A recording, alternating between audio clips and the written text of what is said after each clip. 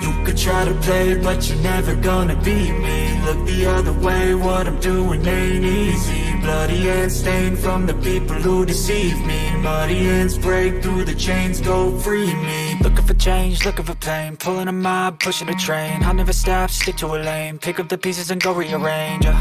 I'll be the best above all the rest, put me to the test and expect nothing less, your check is I'm chess, what's happening next, yeah. He got the venom, a tangible weapon, no coming in second. This life is a lesson, he got a new engine from pain, that's a blessing. New focus, no guessing, just bold and obsession, all in his possession. You got their attention, I'll leave an impression and take your redemption. Just kill, no discretion, your mind is a weapon. 11-11, it's time for progression, You could try to play, but you're never gonna beat me. Look the other way, what I'm doing ain't easy. Bloody hands stained from the people who deceive me. Muddy hands break through the chains, go free me. People like sheep move feet, hurt it easy. You don't wanna be fast asleep when they scheming. Better stand tall, ready for a fight, believe me. When they try the chains, you can say no, free me. So he's been looking for somebody who could save him, instead of searching inside for what they gave him. A strong will, strong mind causes mayhem. We could change the world, change times, rearrange them. Staying on pace, running the race. Life is a chase, I don't want a place, I wanna be first. Work till it hurts, dehydrated thirst till I'm in a hearse. High ambitions and the right mind can take you so far. It's like you lived a few lifetimes. Take off, I'ma break off from the weak minds. They can stay soft, you can change lives, you create thoughts. Never waste time, you got one shot, you got one life. Better pop off, what do you like? Make a dream job, no 9-5, no mean boss. Just my life and free thoughts. You could try to play, but you're never gonna beat me. Look the other way, what I'm doing ain't easy. Bloody hands stained from the people who deceive me. Muddy hands break through the chains, go free me. People like sheep move feet, hurt it easy. You don't wanna be fast asleep when they scheming. Better stand tall, ready for a fight, believe me. When they try the chains, you can say no, free me. I feel nauseous, believe me. Never had a lot of shit come easy. Had to work hard, struggle just to be me. Had to rise up just so they could see me. Did what I had to do just to feed me. And what was left over I put towards my dreaming. But the only thing in life that has meaning are the things you gotta work for, believe me. Take into your hands a plan, your own hands can land your own brand. And damn, I feel like no one takes accountability. They want the credibility, convincingly unwilling to put in the fucking hours it takes to get some power. Don't be sour, take a cold shower, scream until you're louder, work until you're prouder. And all the doubters, they're just downers. I swear to God they all let me down. I always fought just to wear the crown.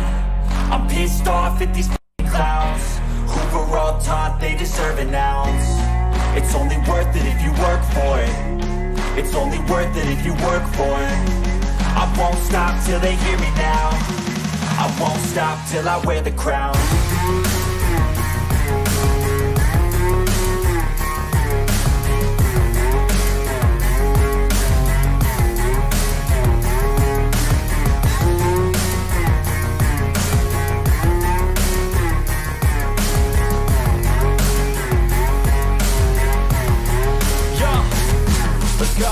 I'm just telling you to fight for your dreams, but it's not what it seems. Man, it's hard to be seen when everybody wants to be king. Yeah, they all wanna ring, yeah, we all wanna be free. So show me what you got, what you bring, how you fight in the ring, how you take a fucking swing. Do you got heart, are you mean? Got some scars, got some needs, are you willing to go bleed? I swear to God they all let me down. I always fought just to wear the crown.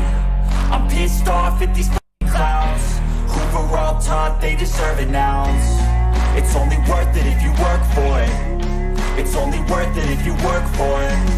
I won't stop till they hear me now. I won't stop till I wear the crown. I swear to God they all let me down. I always fought just to wear the crown. I'm pissed off at these clowns who were all taught they deserve an ounce. It's only worth it if you work for it. It's only worth it if you work for it. I won't stop till they hear me now. I won't stop till I wear the crown.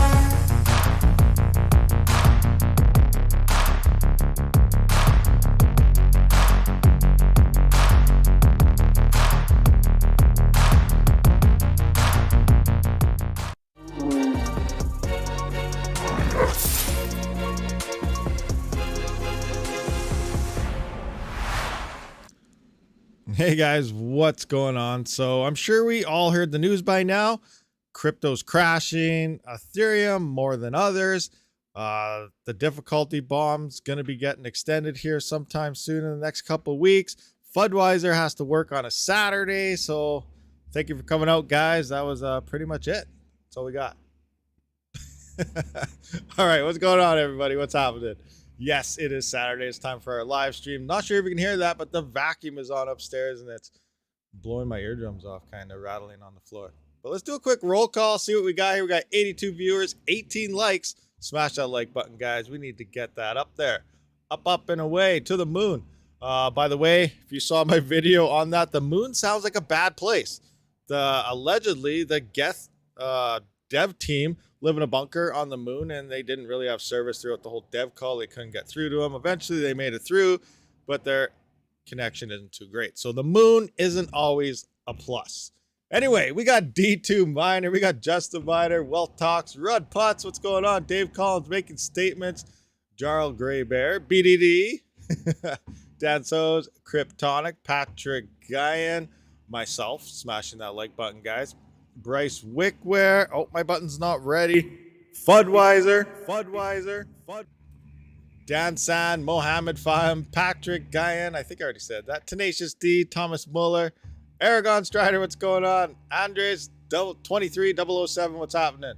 Quad Spawner, Hugo Hom, Ogre MGTOW. It just jumped on me, but I do see King Mining down there. Oh, I cannot say that name. Rabishek Rajput. I don't know. Something. Sorry about that. Dima, Techno USA, cool music. Yeah, awesome. So, how's everybody doing? Oh, man, no fun. Can't hear it. What, you can't hear me? Is my mic working? What's going on? Everyone hear me? Am I all good? I see my little levels are moving, so I should be good. I don't know, but smash that like button, guys. So, I'm not sure where to start now. So, let's talk a little bit about the Ethereum difficulty bomb. Now, originally, I got my 3070. It's hanging out on the test bench right beside me, plugged into the watt meter. I wanted to do some testing there, but that would have took quite a bit of time. So, and I do got to do some things in an hour or two. So I got to go help move a fridge and stuff at the brother-in-law and everything. So we're just going to talk about, and I'm sure a lot of you guys have questions. So we're just going to do like an AMA style live stream today. Maybe we'll do something else tomorrow because I do want to get this 3070 tested and done and out of here, back in the rig, and then I want to get some CPUs plugged to the watt meter here to start checking out some interesting type of projects that may be looking not too bad on the CPU mining stuff. But again, that's in the future. Anyway, so yeah, let's start with this whole operation with Ethereum. So I'm sure you guys all heard by now, the difficulty bomb is being delayed. So by delayed, let's kind of look into a timeline here. So on the dev call, they were saying, you know, we want to delay this bomb, but we can't come up with a block height right now. We just need more calculations. So they said, well, we got to set something. We got to set it fast. So thank you very much, Patrick Cosgrove, for the US $10. 100% appreciated. Definitely them stickers help out the algorithm. So 100% thank you very much. Definitely helps out the channel as well. And okay, moving on. But so they're going to be delaying it. They set a time frame. So anywhere between 2 to 3 weeks from now, we're going to see a delay. Now, they're working on the actual block numbers right now in their current Discord, which we can have a look at. Bam! There we go. So we're in the Ethereum Discord right now, and you can see they're talking about everything. And this guy here is asking Tim Bako, are we agreed that the goal is to have the block time in mid-August be the same as it is today, about 14.5 seconds? And he didn't answer on that yet, but that is pretty much what's going to happen. So they're going to be delaying it 2 months. That does not mean once they do delay this in, 2 to 3 weeks, that doesn't mean it's going to be a 2-month extension. Then the bomb goes off and then we have another 2 or 3 months until we start feeling the effects again. When they extend this, they're extending it an X amount of blocks from when it previously went off. So it did go off back in April. We'll just take a look at the average block time here. So here we can see right now we are sitting at that 14.42 mark or so. We look back in around April. I can't remember the exact date. It was start to middle of April it dropped, and right here. So they're going to be extending it from this point on. So in 2 or 3 weeks, whatever block they decide, they're just going to move it to here. So when they do extend it or delay that bomb in 2 or 3 weeks, it could be going off the next day. It could be going off in a week from when they delay it, but pretty much it's going to be going off fairly fast from, whenever they do announce that. So in 2 or 3 weeks from now, they're delaying it, but in 3 to 4 weeks, it could just be going off again. And in 2 months from now, we're going to be at the exact same boat where we are at this current point in time, mid-August, beginning of September, we're going to be back to the 14.5 to 15-second block time, which is when they still want their release. So this has nothing to do with the merge itself in terms of delays. It's just the bomb because, like they said, there are a few on there that do kind of care about the users. And the users are the people that use the network, the DeFi, the NFTs. And the slower those blocks get, the more it costs in terms of gas fees to use the network. And obviously, people don't want to spend more. Like, you want to send $20 and it costs you $10,000 to send $20. Obviously, you don't want to be using the network. So, this is kind of something that a couple of the guys actually care about, but most of them don't really care. But, that's just that. So that's kind of what's going on. Difficulty bomb timeline. We're going to have an extra couple months of lower block times again, but it's nothing huge. It's nothing major. This is normal stuff they do all the time.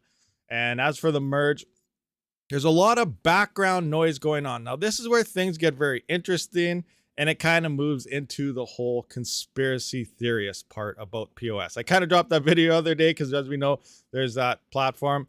The numbers on that article where how bad GPU mining will get after Ethereum, they look fairly legit. Everything adds up, and that's true. Things are going to get very, very bad.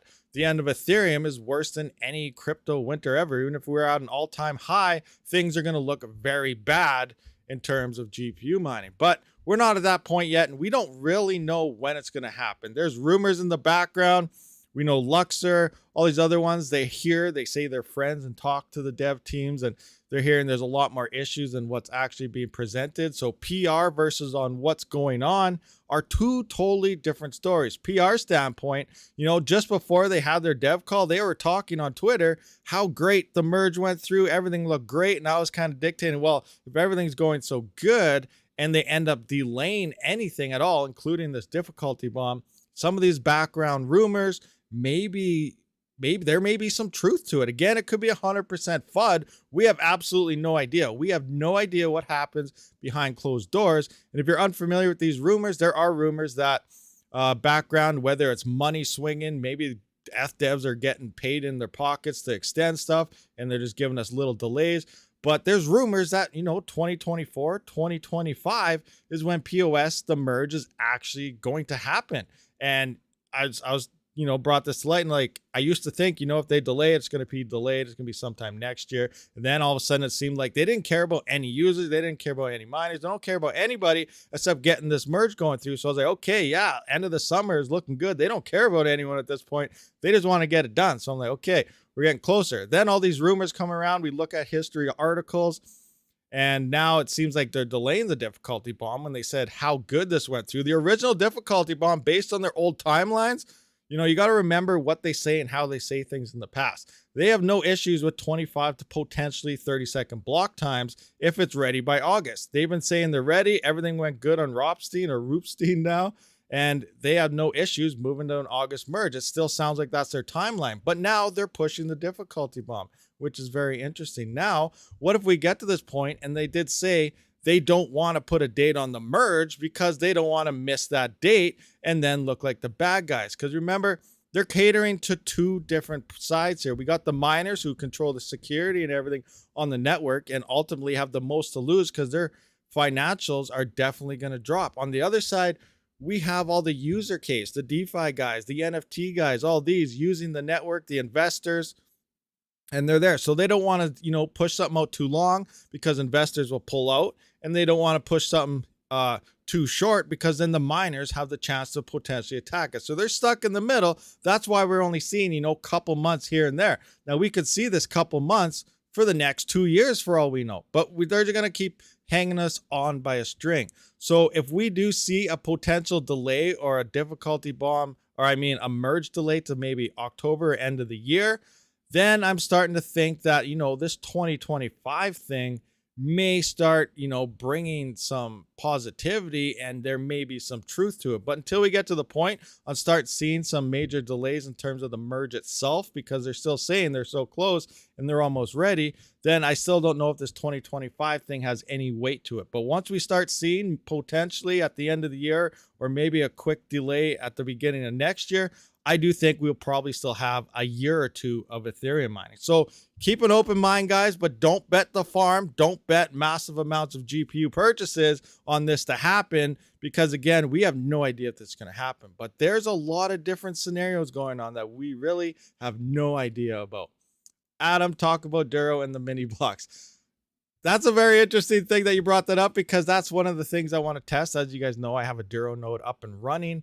I synced it up to the new update yesterday because I heard some good things on Duro. Now, I don't think Duro is going to bring in too many CPU miners, because it's not simply, grab your miner, point it to a pool, and start mining.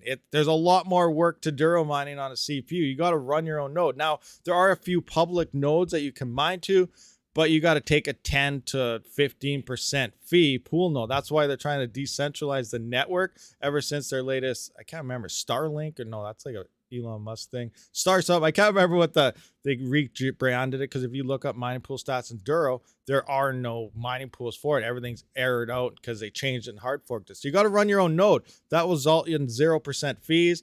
And they just recently released an update, which I have not tried yet, to a version 3 or something. And now it sounds like your hash rates went up a little bit, and different distributions. I don't know how the whole reward works. Now there's 9 mini blocks and 1 big block. So the 10th block out of every mini block is the big block. And if your node finds that, it's the full block reward or something. Then you got the mini blocks that your miners find.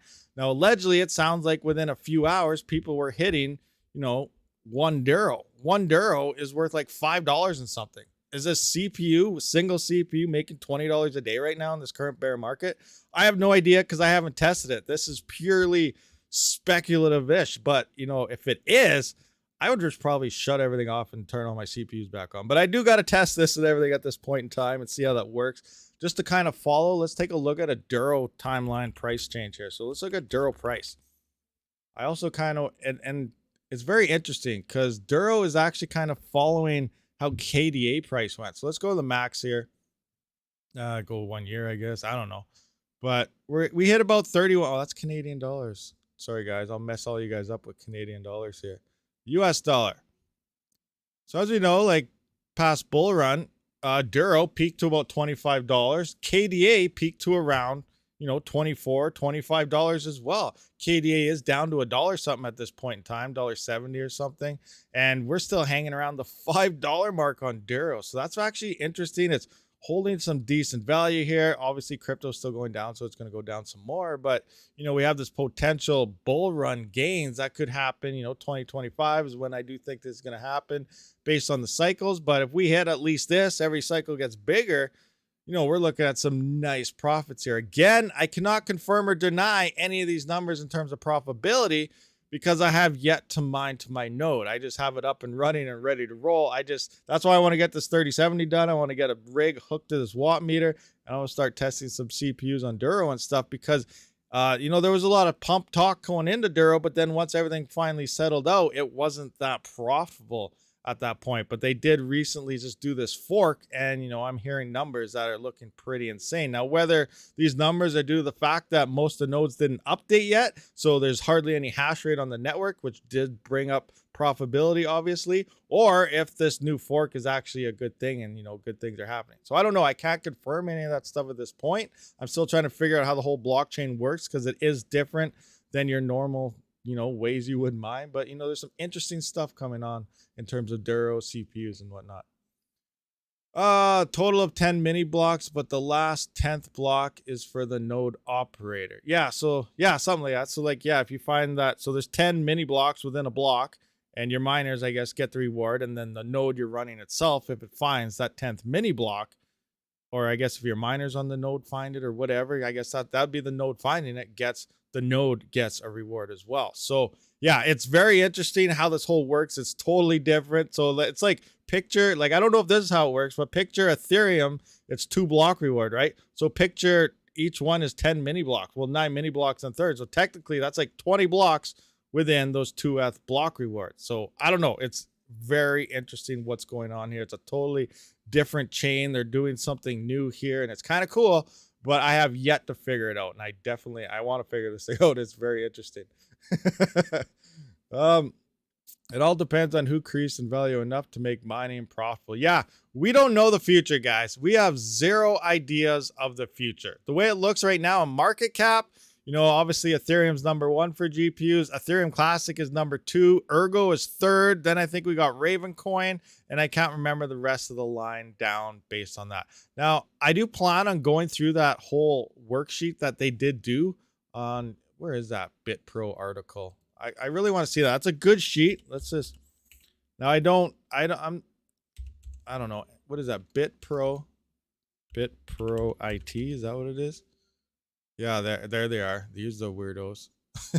So all this stuff they about, you know, buying your GPUs, just ignore all that. Like I could care less about them trying to buy your GPUs, but the data that they actually have is good, and that's all I really want out of them. Ignore the rest of what they're saying. Where's the link to it? GPU, no, 22. Prices are dropping. Selling cards to avoid common stream. Missing panel. What's next? With ETH on 2. Is this it? What is it? Not even. No, this ain't it either. Where is it? I don't. Is this it? How is their blog working? There we go. So this sheet right here. This sheet is very interesting that I want to point out. Now, actually, let's look at this number in a bull run, actually. So this would be cool. Let's find, you know, ETC here. Search ETC. Ethereum Classic. Now let's just go back 1 year or something. Now remember, there's a lot of different factors that involve, you know, profitability. Obviously, after ETH, it's going to be the difficulty as well as price. I think the difficulty is going to hurt everything more than the price because there's so much hash rate on all these networks coming off Ethereum. So there's going to be an equilibrium coming in here. Now, I know I hear it all the time. I'm going to keep mining. I'm going to keep buying GPUs. It's just going to get profitable again. It is. That's right. No, we are going to get profitability back, but the point is you're trying to single it out that, you know, stop mining. You're telling everyone don't stop mining because it's going to get profitable again. But if people don't stop mining, it's not going to get profitable for you. That's what, you know, you really got to realize this. 50 to 60% of miners probably will have to shut down in order for, you know, that one guy out there saying, I'm going to keep mining, it's going to stay profitable. That's what has to happen for it to stay profitable. 60%. So me saying that miners have to shut off might not be singling out the one guy out of 60% here saying, you know, we got to shut down. You know, some people, depending on your power price, it could remain profitable. If you're running, you know, 6-7 cents per kilowatt hour power, you're running a solid farm of A2000s. Obviously, you can stay running longer than someone paying 10 to 14 cents per kilowatt hour and running 3080s and 3070s. A2000s, you have cheaper power and you have a lot more efficient hardware. You're in a totally different category than, you know, someone with 3080s and stuff. Like, you can't, everyone's in a different boat depending on how this works. So the scenarios play out for everybody based on where you live and, you know, your own security. Are you paying for power out of your pocket? Are you using your mining profits to pay for power? You know, all these different factors determine if you're going to shut off or not. But regardless, let's look at this market cap thing. So, you know, we could bet it on the all-time high, obviously, but people, you know, you're going to have to sell at that point. Like, you're going to want, like, how long did it stay at this high? Let's just look at this. Here's a best case scenario, actually. Like, I know that those guys, they talked about stuff, but I can give you a better best case scenario than those guys. Here's the best case scenario. It peaked at May 6th. May 5th, it was at 941, and May 7th. So on May 6th, you could turn your rigs on for 1 day. 1 day you can mine. Every 4 years you mine for 1 day at the all-time high peak. You mine that day. This is how much you're going to make. You can see how kind of dumb this sounds here. Mining for 1 day every 4 years, but you got to take into account. So we got to, obviously we're going to want a middle ground here. So we can see a middle ground is probably around here. Let's take $79 of Ethereum Classic price. That gives, you know, maybe a month or two of potential mining every 4 years with the current hash rates and everything coming on here. But let's just get an idea. So we're going $79.65. let's look at what his whole operation is, because I'm just using the Ethereum Classic right now because they have the numbers here based on everything. So I'm going to pull up my calculator on my phone. Boom, boom. So calculator, what did I say? $79 and let's go $79.65. 65 cents. So we're going to times that by his math. So 3.1 block reward times 6,000 blocks per day. So we're now sitting at a market cap from 449,000 to 1.4 million. Now that's, over double of what, it's saying here. So that can accommodate a lot more hash rate. But still, even with that inflation of a number, we're still a fraction of what ETH is in today's low. Well, this isn't today's low because we're obviously down even more now, but you can see where we're getting at. So even if the price went up to here, and this is to give you more mining. Now remember, we can use the all-time high. We can definitely use the all-time high, but are you going to mine? Are you going to go out and buy $100,000 worth of GPUs to mine one day every 4 years? Think about it. Seriously, this is kind of what numbers are looking like. So let's just do 136.38. This is the all-time high that Ethereum Classic ever hit. $136.38. So I'm just going to punch that in here. We're going to get rid of the whole thing. 136.38. Now we're going to times that by the same formula we just did here. So we're going to times that by 3.1 and then again by the 6,000 blocks per day. So now at Ethereum Classic's all-time high, we're at 2.5 million.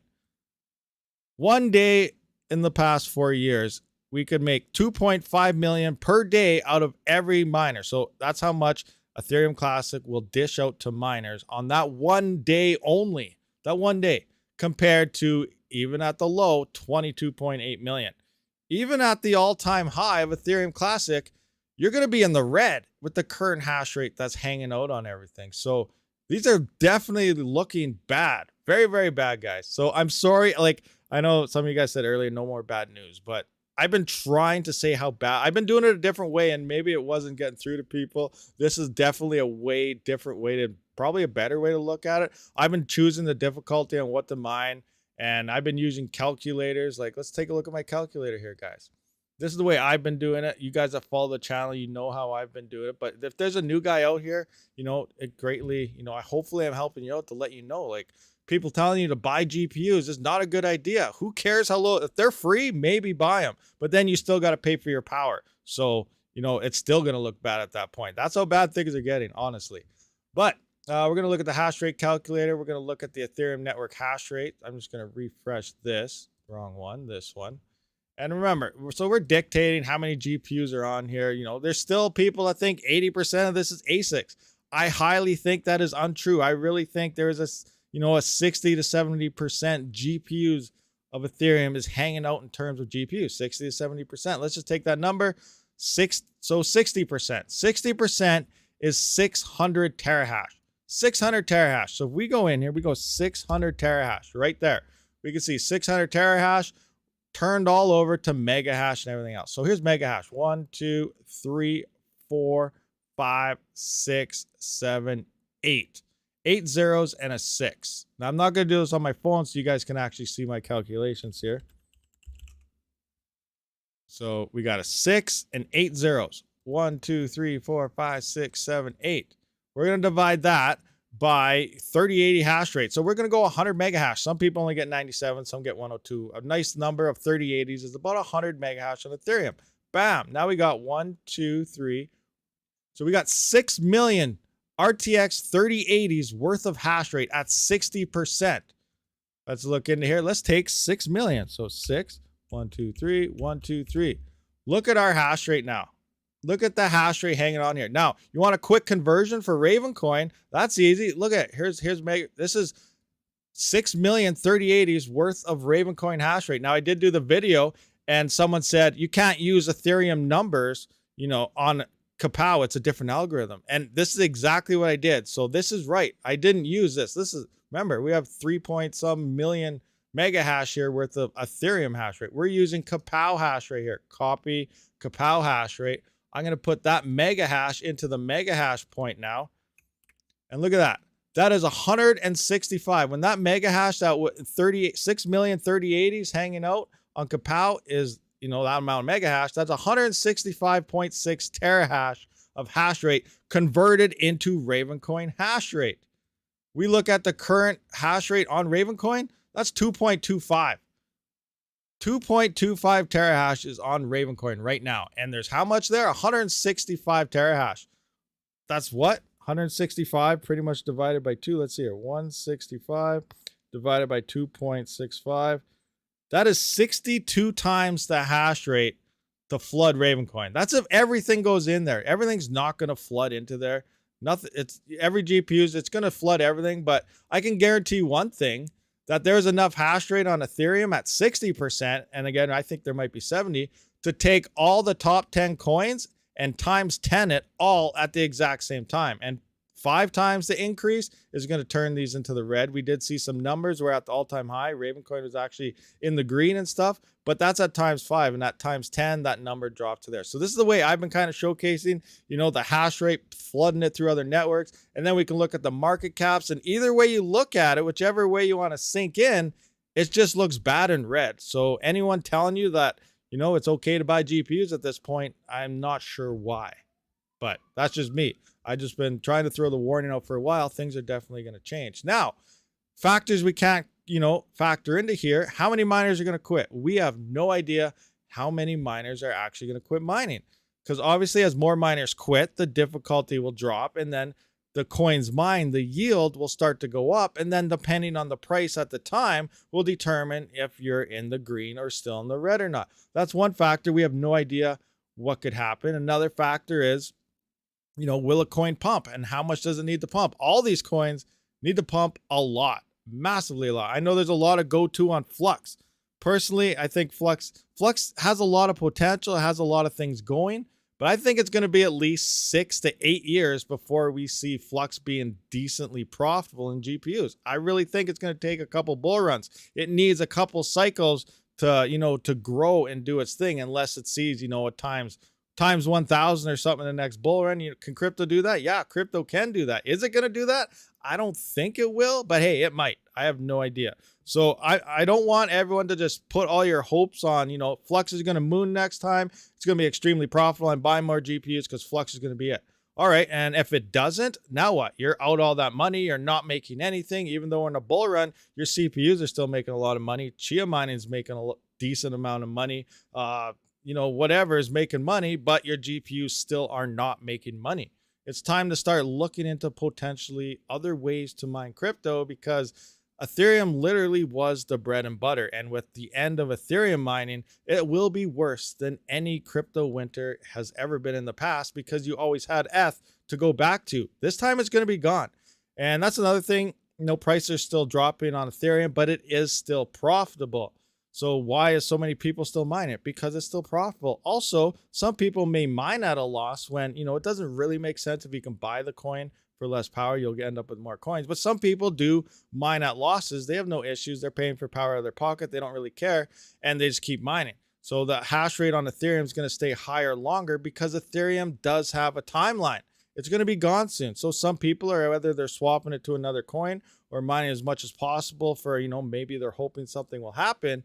They're just going to be on the network longer than in previous crypto winters. And there's also a lot more miners than each cycles as well. So every cycle grows. Every cycle has, you know, good and bad things, but things are, you know, definitely different than, say, a 2018 bear market, because we still had, Ethereum wasn't moving to POS at that point in time. Even though they said they were, they weren't as close as they are now. Again, we don't even know how close they are, because then there's all that other background noise.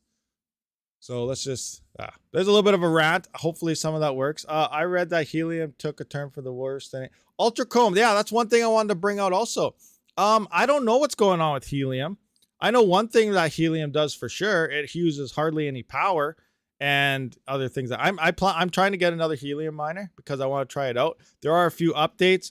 A lone wolf Helium miners used to get rewards. I was going through the Helium Discord, and now it seems I still have to make a Helium video sometime, but I'm a Helium noob, so bear with me. But it sounds like now lone wolves they cannot get any rewards. If you're by yourself and you cannot reach another helium hotspot, you will get 0 rewards, which is the boat I'm in right now. But I'm trying to work with some other companies. I'm trying to get another helium miner. I'm going to put one somewhere else in the town here and see what can a lone wolf make potentially, you know, just by having his own couple hotspots around his area. So I'm going to be doing that to see how it works out. I also found, I was talking to Helium Tech Canada. They're located a couple hours north of me, but he was saying something very interesting. So the HIP that's coming into play, like, again, I'm a helium noob. I don't know. I've seen a lot of people saying how bad it is and all this, but he's saying it kind of has to go through in order to make way. So what the HIP is doing, it's separating the change between LoLa, which I guess is everything that's running on right now, and 5G. So there's going to be 2 networks running on helium. And he says this is kind of good to start using the network the way it's supposed to be used. If you're unfamiliar, I think they want to start moving towards like maybe cell phone usage and, you know, all sorts of other things. Allegedly, in the end, it may take over telecom type of companies. But right now, it's very early stages. Again, I don't know how much truth there is to that. But he's also saying the 5G network won't even be here in Canada for a bunch of years around. We don't have the 5G infrastructure in Canada. We're only going to have the LoLa. So all the helium on the LoLa side, which is currently right now, Canada-wide, is the only way you can really use it. There's some 5G access points here in Canada, but not very many, where United States has a lot of 5G networks set up and they're running along that. So you will see a better results on the 5G side, the new HIP one, once those release in the United States. But for us in Canada, we don't have that infrastructure and everything going around. So he brought some of these points to me, which I thought was kind of interesting. Remember, I'm a total helium noob, and I definitely got to do a lot of my own research moving into this, you know, in terms of antennas and everything. But that's just kind of how I'm understanding it at this point. So I wouldn't count helium out. Of course, it's just like everything else. Profits are down. People are mad. You know, that's the way it is. Helium hotspots, they've been going down, going up, going down. The network's been broken for sure. But what happens if, you know, they fix it and it starts doing good? Next thing you know, everyone's pumping it again and everyone wants one. And, you know, usually you get stuff, if you believe that has potential, then you buy stuff. You don't wait for someone to tell you it's good. Either you think it's going to do something or you don't. I think there is potential in helium. I don't really know much about helium. And obviously, according to what everyone's telling me, they say stay away from helium. But at the same time, I feel myself still going towards it. So hopefully that makes sense. I'm going to try it out. And if something happens, great, awesome. And if it doesn't, whatever, you know, I knew the risks. That's all I can say. That's the same thing with any crypto, whether you're getting an ASIC miner, whether you're getting GPUs, whether you want to mine this coin or buy that coin. You know the risks. You know something could happen. You know something might not happen. Do your own research, make your best decision, and just do what your gut tells you. So that's all I can really say. And again, not financial advice in any way. So hopefully that kind of makes sense to you guys.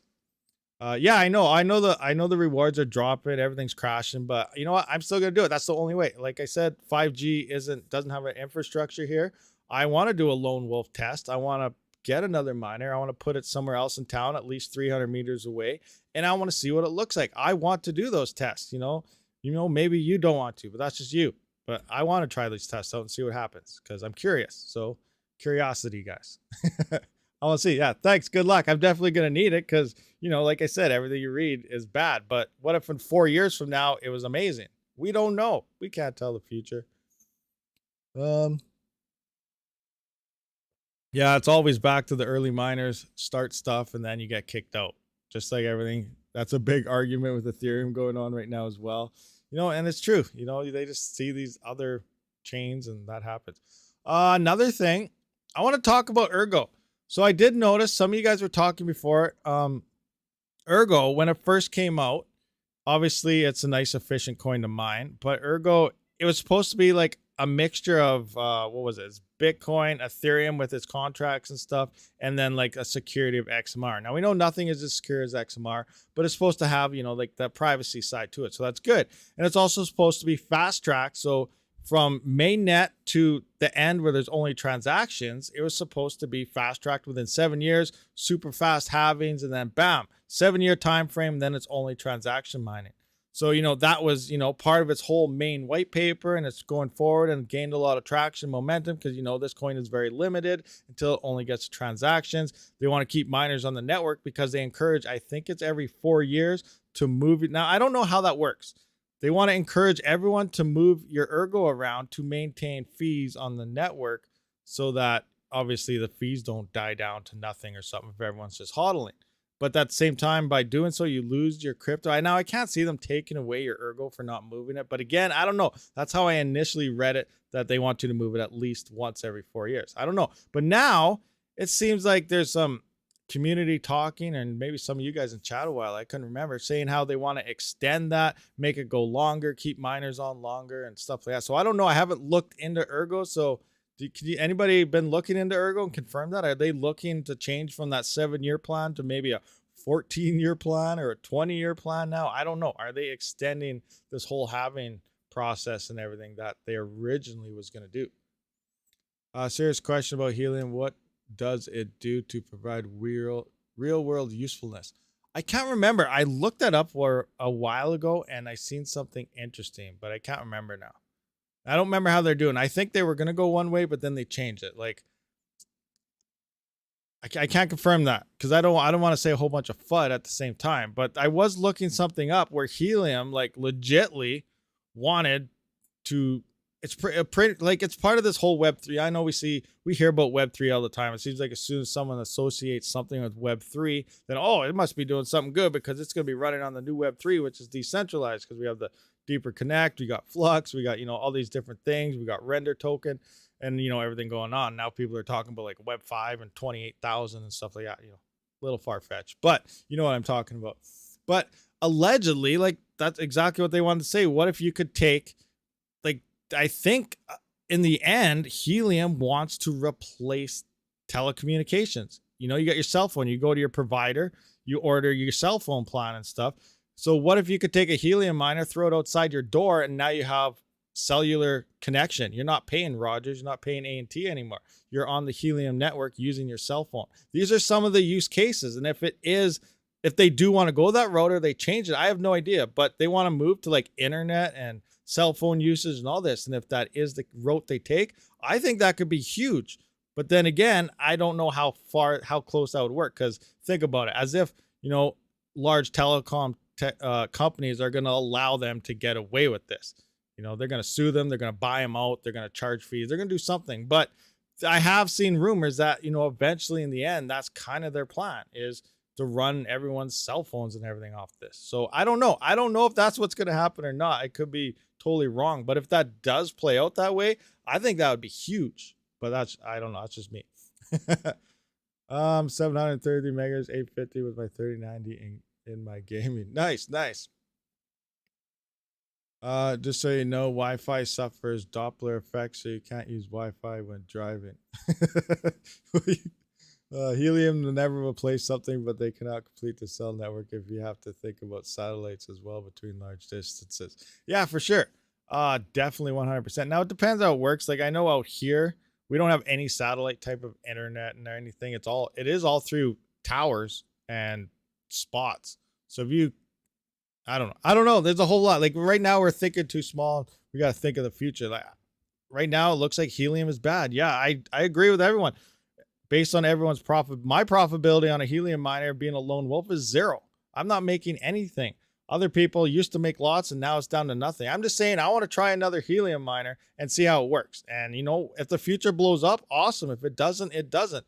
But there's always the what if. Same with same with the Jazz miners, same with the Apollo minis. You buy them, they're expensive. You move them to Ethereum Classic after POS, and that's all you can mine. If Ethereum Classic dies, or there's not enough hash rate, or something happens, or there's too much hash rate, it's not profitable. They at least hardly use any power. You have a fighting chance, but if nothing happens, it's a waste of money and it's nothing. But what if Ethereum Classic explodes? Well, all of a sudden now you want GPU miners, but you're not going to be able to compete with Jazz miners and Apollos and other ASICs on Ethereum Classic, even though it's seen a huge spike, so you don't have a chance. So at that point, then, okay, maybe these look like a good investment. Now, if ETC goes up and it was a good investment, you're like, oh, well, I wish I would have bought that, 6 months ago, 2 years ago when, they're available everywhere, but now you can't find them anywhere. So it's a different boat. Everything is a gamble. So you don't know. We can't tell the future. A lot of you guys, like some of you said earlier, like, I wish I could tell the future so I could see this. We can't tell the future. Right now, these things look bad. In the future, if they look good, now we're not going to be able to find them. I wish I would have. We always have the what ifs and how to's or whatever. So that's just the boat. I just trying to dabble a little bit into everything. And if something pays off, awesome. If it doesn't, I knew the risks and I wasted money or something on it, right? So that's just how I'm playing the game right now, because we don't know. We honestly don't know. ETC is an OG. It's here to stay. What's going on with RTM? I see that Furo nodes on the RTM node platform. Are you? I don't know. I don't really know much about Furo. I do know. Actually, let's look at the smart nodes now. I found this interesting. So, where is it? Where's my iNodes? Right there. Let's check out iNodes. I don't have any Furo. They did do Furo. They changed everything, but they are doing daily payouts now. So they did swap to a pool type of organization here. Show 10 more. So I did add it up from my last before they swapped it over. You can see now every day you were getting a payout. So you can see my Raptorium every day now. So 4, 414, 425, 396, 409, 432, yada, yada, yada. But when I add it up, it's pretty close. I think I didn't do the exact numbers to the decimal or anything, but it was pretty close than what I was previously getting 2 times per week. So we're not really losing any profits, I don't think. I do plan on going through and, you know, exclusively and doing like 100% comparison per previous. But right, the way it looks right now is these are the rewards we're getting daily now based on their whole pool thing that they changed around since they added Furo. So it's not too bad. I think these are still pretty decent. I don't know what that is in a day. Now let's say 426. What's the price of Raptorium? Raptorium price, coin market, CoinGecko, 426. That's just 426. So it's $1. It's $1 a day staking. That's not too bad, real, because that's no power and nothing coming out of me. They are taking that percentage. If I had enough money, would I run a full node at home myself? For sure, definitely. But I don't have, or not enough money. But if I had enough coins, but I don't have enough coins to do that, so I'm not utilizing that. But $1 a day currently staking Raptorium's not too bad. Again, will it pump? I think it's gonna pump in the future sometime. Definitely hope so. Like we hit 7 cents here. So what if it hits 10 cents in 2025? 15 cents. You know, that's awesome. 15 cents at what, 600 and some thousand coins is 40,000 or so, 50,000. I don't know, something crazy. But I think next bull run, I'm definitely going to be taking some profits. Now I don't know how I'm going to do it. I'm either going to take them and hold it and wait for that bear market again, because we know what's going to happen. Next bull run, we're going to run in the same thing. We're going to see, oh, crypto's pumping. We're going to see Bitcoin at 1 million, 2 million, 5 million. We're going to hear all that everywhere. It happens every single cycle. And then we say, oh, it's never going to go down. Oh, it's too much resistance here, too much resistance there. Like people were saying, it's never going to go below the 35K mark. There's too much resistance. And I've been saying for a long time, I still think we're going to hit the 14 to 20K Bitcoin mark. I think that is the low, probably sometime around October and November. Not financial advice, but I still think we have a lot to go, even though at the 35K mark, there's too much resistance. And this was like 4 or 5 months ago. So we're going to blow past it, guys. This is a cycle. It happens every time. And here we are. We're way below what everyone thought it would never go below at this point. So, and we're still going to go lower. So the cycles are going to play in. So next bull run, I might just, you know, cash out everything I got, sell it all. And whenever you think the peak may be coming, I'm going to wait another year or two. We will hit this winter again. And that's why you can capitalize on the investment. Obviously, each bear run gets lower and lower. So yeah, or higher and higher. I mean, we don't hit lows. I believe BTC and Canadian in the 2018 dump hit 3,000 Canadian dollars for a Bitcoin. I remember sitting in the truck going to work, looked at the Bitcoin price, and it was at $3,000. I was like, what? And then the next day, it's been going up ever since. So that's when it started to go sideways. I looked at my phone right at the all-time low, and yeah, it was crazy. You had a share of your node with others that put in 1.8 million. Staking is in a fixed return based on total number of nodes. Yeah, as more nodes go up, then, you know, obviously every node rewards go down. So we can kind of, where's my, do I have it here? Where's Bitorium? Bitorium, let's have a look at my oh, it's going to take probably a while to sync. Let's see if it even goes up. So I do have a few Bitorium coins. I have 2 nodes to myself going through my wallet. I think I'm at about, Bitorium, data core, probably already running. What are you talking about? Oh, I clicked it twice. Never mind. So So you gotta wait. It's gonna take a while to sync, I think. It's been a while since I synced her up, so we'll see what happens. Can I just hide this? Oh no, now it's not responding. It's broken. Yeah, not responding. Issue. Error. It's probably hacking me right now. Let's have to wait. I'm glad some of y'all turning off CPUs. I've been getting more Mazda blocks on Minotaur X. I've tried mining Minotaur X, like the algorithm, just for a little while. I made 15 cents off. All 11 of my rigs made 15 cents in one day. So I was like, okay, I don't know if this is a good idea or not, but I shut them up. Someone said RPM. It's RPM here? What? Are you still running your Pulsar wallet node? Oh, Rabid. Yeah, I still got my Pulsar. Let's check it out. You guys want to check it out? Oh, no, I opened Zelcore. Stop it. Stop it, Zelcore. Stop it. Ah, you know what? Speaking of Zelcore, I kind of got it.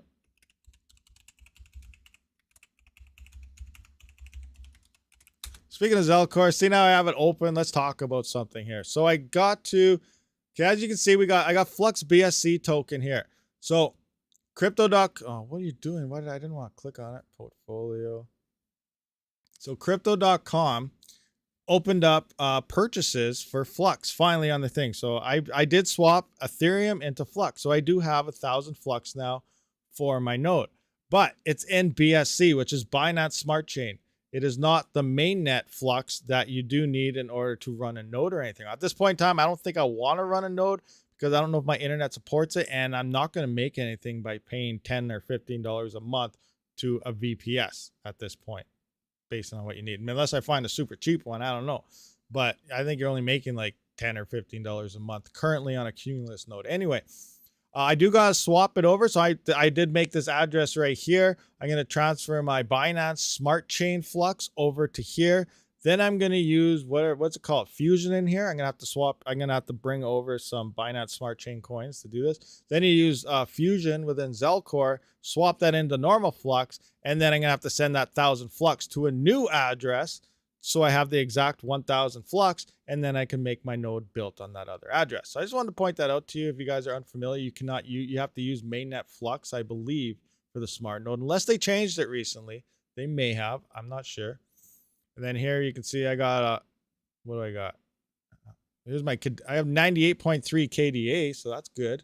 I'm almost at 100 Cardano off that little Gold Shell Pro Mini. That's sweet. So technically, if it goes back to $26, that's like $2,600 at the next bull run out of the last month or two. So this thing is definitely on ROI standpoint. That's pretty quick here. I could shut it off right now and probably make ROI in the next bull run. So, you know, these are little things to keep an eye out on. So, okay, I just want to close that now. What was I going to check out? I totally forgot because I opened up that. Yeah, we wanted to look at the Pulsar staking. Let's open it up. Let's go to the Ordelio here. It's probably running at the F6. I think I got Roblox running on here still. I'm trying to update my Chia chain as well. I haven't got it done yet to version 2. Yeah, so here's all of my Bitcoin miner stuff. We're going to rewind this. Subtract. And we'll go to my Pulsar staking. What do we got here? Oh, looks like I got an incoming transaction. So Pulsar, engage. Oh, you guys can't even see what I'm on. Oh, there we go. Let's just. Do I have the button? Where is it? 4K 60. What's going on? What's going on here? Sorry, I'm trying to find the right button so you guys can see everything that I'm doing. There we go. Kind of see stuff now. So here's my Pulsar wallet. I'm staking Pulsar. I've been getting, what is this? So I got one today. I got one yesterday. I got one the day before. 2 the day before that. 3 or 4 the day before that. So I've been getting, 1, 2, I think last week I hit a couple days with 4. So I am getting at least 1 reward every single day. That's 90 Pulsar. Remember, I only mined zoom in a little bit on this. I only mined maybe 6,000 Pulsar coins. Every other coin in this wallet from the 22,000 has been staking. So how does Pulsar staking work? So you take your coins, you put it in the wallet, you set a password, you unlock it, and this is how I'm mining. You stake it just by having your wallet open. And I'm at 22,416 coins right now from only mining about 6,000 coins. So that's pretty good. Now, currently the price is not looking too hot. Let's take a look at Pulsar price. Now the stream says it's getting errors here with not enough stuff. Oh, it's probably because Bitorium is updating its wallet. Okay, it's done now, so it should be doing its thing. But let's just look at Pulsar price. Yada yada. Oh, great. I think it's XBitron, isn't it? XBitron is the Pulsar platform. Let's go into here. PLSR. Now I know it's a no-name coin. Pulsar, it's a S coin. We all know about this situation. But you know what? I don't care how bad a coin is in terms of anybody's vocal terms. If it's making you money, why not mine it or do whatever you got to do with it? But that's just me. So here we got 0. So it's at 0.08. Now, if you were to sell, you were not going to sell for this. If you want to do a straight sell right now, I could sell 6,000 coins for 0.0074 this second. So how much is that? Now we're just going with the 90 here. So 90 times 0.0074. So that's only 66 cents. So currently you're only making, if you were to sell this, I'm getting about 66 cents a day for staking, which isn't too bad because it's not using, it's sitting on an idle computer. So it's not really using any power because I'm using that computer for all sorts of other things. So keep that in mind, 66 cents a day for nothing. Obviously, some days I'm making $2 or $3.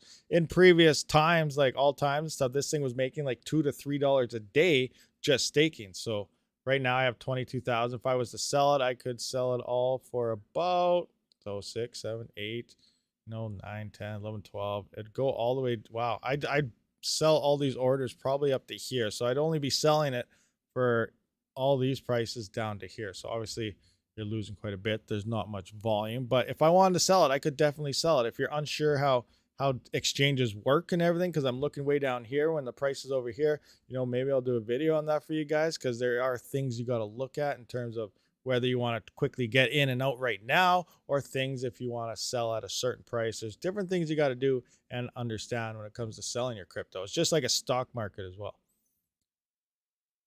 All right, what do we got for some stream has improved currently? So it was being really bad. So I wonder if it was that. I'm going to refresh the stream here. Let's look back into my Bitorium wallet. So I'm at 1.6. Nice. So this is pretty much my goal. This is where I wanted to get before I started selling coins.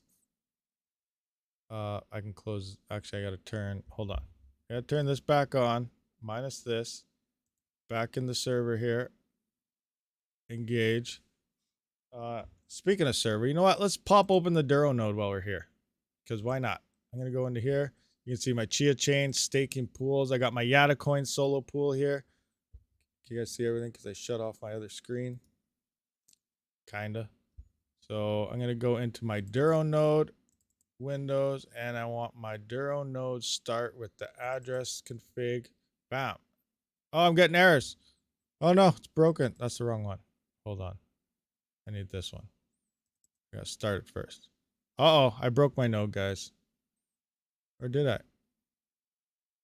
I don't know. I gotta look into this. I think I broke it, actually. I just updated it. Now it's not working. I got an error there. Do I still have an error? Nimbo start failed. Something failed here. Error listen. I don't know. I'll figure it out sometime. But this is my Duro node. Once I get it rolling. Close. Engage. I gotta put my clicker on. F6. And now I got my auto clicker back on for auto overclocking on my Roblox GPUs here. I'm doing some Bitcoin mining in Roblox. Go through that sometimes on the gaming channel. Link is in the description if you want to watch me game. Okay, so back into here. So I got 1.6 BTM. Now, my goal was 1.6 because currently I have 2 smart nodes in terms of Bitorium. I bought a bunch of coins. I didn't mine all this. I legitly went out. I swapped over some coins. I swapped over some ETH and stuff. Bought some Bitorium to play with, smart nodes. So currently we're at 600,000 per smart node is what you need to stake. And it's going to be moving up to 800K once they hit the blocks. I think we're still a month or 2 away from that point. But in order to have 2 full smart nodes again, I needed 1.6 million coins. So I just allowed this to continue staking till I hit that 1.6. That way, when the next collateral increase comes around, I do have enough Bitorium here to run 2 more smart nodes when they increase the collateral cost. But let's just have a look at smart nodes and how much they're actually making. My smart nodes, no, not that one. Transactions, here we go. So Solly helped me set these up so you can see. Normally you would be getting 1,000 Bitorium, or same with Raptorium, you'd be getting 1,000 coins every time your smart node gets a payout. But you can see I'm getting 990 and 970. That's because this one I'm giving Solly 1%, and this one I'm giving him 3% because he's running this off his own VPN type of thing, but everything's through my wallet. If I want to pull out of this, I can simply just go into, I can't remember where it is. There's something here. I just click a button and I can just send all this to an exchange right now if I wanted to sell all this, but I don't. I'm holding it in, it's staking, it's doing its thing. But you can see here, like I'm getting in a day, let's just find one day here till the 9th. 1, 2, 3, 4, 5, 6, 7. I'm only getting 7 transactions a day. On the 10th, 1, 2, 3, 4, 5, 6. So yeah, it's 7. So one of these is getting more than the other, and it's probably vice versa based on the day. But I used to be getting about 12 to 15. So as more nodes come online, each node is seeing less and less fees coming in. And then we're going to have the consolidation coming in soon. So then obviously there'll be less nodes online. Eventually, as they consolidate up to more nodes, and then it takes more and more collateral, like we see on Raptorium, they're hanging out at 1.8 right now. Then that's the maximum supply that each node will have. And now there's a load limit. So once you hit that point, which I should have left my Raptorium on here. So let's go into here.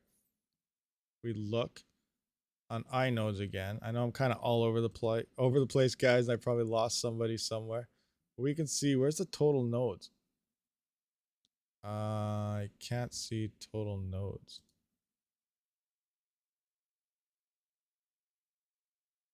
I don't know, I can't see total nodes here. I can't remember where you see it, but there's a total node value. So once they do hit to that 1.8, either Raptorium, Bitorium, or whatever other coin gets forked out of there, there's a couple more, but I lost track and don't pay attention to them.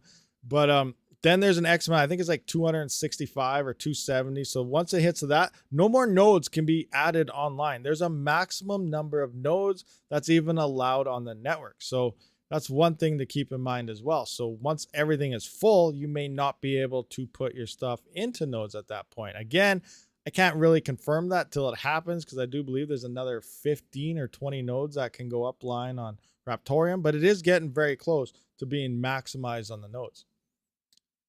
The idea is nodes are supposed to be independent. Well, I'm all saying it has become less transparent. Looks like you got something using the same port.